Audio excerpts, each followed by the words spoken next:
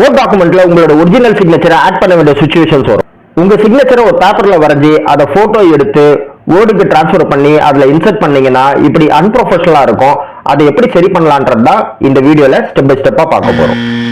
அதுக்கு சிக்னேச்சர் இமேஜை கிளிக் பண்ணிட்டு பிக்சர் ஃபார்மேட் என்ற மெனுவை செலக்ட் பண்ணுங்க. தென் லெஃப்ட் ஹேண்ட் சைடுல கலர் மெனுவை கிளிக் பண்ணுங்க. இப்போ ஒரு கலர் பேலட் விண்டோ ஒன்று ஓப்பன் ஆகும். அதுல நிறைய டோன்ஸ் கொடுத்துருப்பாங்க. நமக்கு தேவையானது பிளாக் அண்ட் ஒயிட்ல இருக்கிறதுல பெஸ்டான ஆப்ஷனை செலக்ட் பண்ணிக்கோங்க. இப்போ உங்க சிக்னேச்சர் கிரே பேக்ரவுண்ட் போயிட்டு பக்காவான பிளாக் அண்ட் ஒயிட் இமேஜா கிரியேட் ஆயிடும்.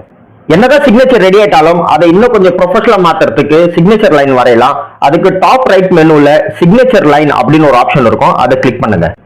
இப்போ சிக்னேச்சர் செட்டப்னு ஒரு புது விண்டோ ஒன்று கிரியேட் ஆகும். அதுல உங்களோட நேம், உங்க கம்பெனில உங்களோட பொசிஷன் அதை எல்லாத்தையும் என்டர் பண்ணிட்டு ஓகே கிளிக் பண்ணுங்க. அந்த சிக்னேச்சரை செலக்ட் பண்ணி டிராக் பண்ணி அந்த சிக்னேச்சர் லைன் மேல உட்கார வச்சிருங்க. இப்ப பக்காவா உங்களோட சிக்னேச்சர்